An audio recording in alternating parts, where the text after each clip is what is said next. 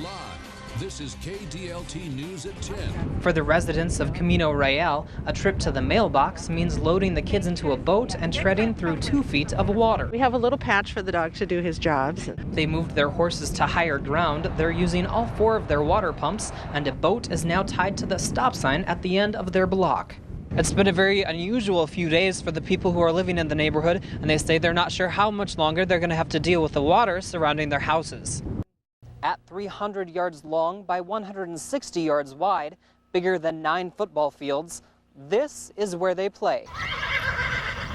This is what they ride. And this is what they do. It's just, running a marathon, swinging a golf club, and looking around constantly at the same time. Meet the Sioux Falls Polo Club. While some are debating where an event center should be built, others are asking the question, can the city afford it, and how are they going to pay for it? But regardless of where an event center is built, Councilmember Vernon Brown says there are still some questions that should be answered. Building a new elementary school perhaps never took so much work. Once, twice, 3 times, and a 4th, the people of Del Rapids voted against building a new school. This is my only time that we've had to do 5 elections. It's back to the drawing board for the Del Rapids School District. They'll be holding informational meetings open to the public.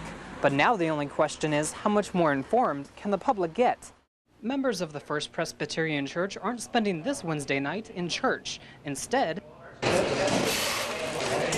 they're putting together thousands of meals in a bag for the country of Haiti. 648 so far, and it's only been about 20 minutes. You might think that a stack of rice, each bag weighing 50 pounds, might last a while, but that's not the case when you're packing 9,000 pounds of food a month. A mixture of corn and truck parts were scattered across a road near Baltic after a train ran into a semi-truck. The call for the accident came in at about 11 o'clock. The ambulance arrived on the scene and then took the truck driver to the hospital shortly thereafter. Sergeant Israel O'Brien's family and friends are honoring him at the church. But when the fallen soldier was carried into the town of Wilmot, it was everybody who was paying their respects. The USD Veterans Club first put up this display in 2005, and every year since, they've had to add more flags. The menu is simple. Burgers, shakes, potato chips. The setting is retro. Very kind of 1960s. And their customers are loyal. First thing I do when I come back, my whoever I'm with, I say we're going to Nick's. Nick's Hamburger Shop, recently recommended by the USA Today as having the best hamburgers in the state. Thanks to the 8th and Phillips construction project, the updated look of downtown Sioux Falls is flowing north, and visitors tell us they can see the difference. All the non-smoking signs come on and all the ashtrays get taken away. After midnight, the smoking stays on the outside, but bar owners say the fun atmosphere on the inside stays the same. It'll be all right. Come on down and join. The bar's still going to be fun. It's going to be a great atmosphere. These establishments say the party doesn't stop just because the smoking does. He recommends getting to the store and making your purchase before water gets into your basement so that you don't have to wear a pair of these inside your house. Of course, if you can't get your snowblower into the shop or fix it yourself, you may have to do things the old-fashioned way. When there's winter road conditions with ice and snow, city and state officials say the one thing you can do to stay safe is to simply slow down.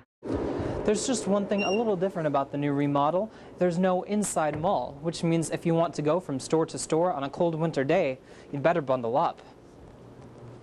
Some of Heideprim's possible opponents for November's election say they're not shocked at his decision to run with a Republican. They say they think the people of South Dakota care more about policy than party affiliation.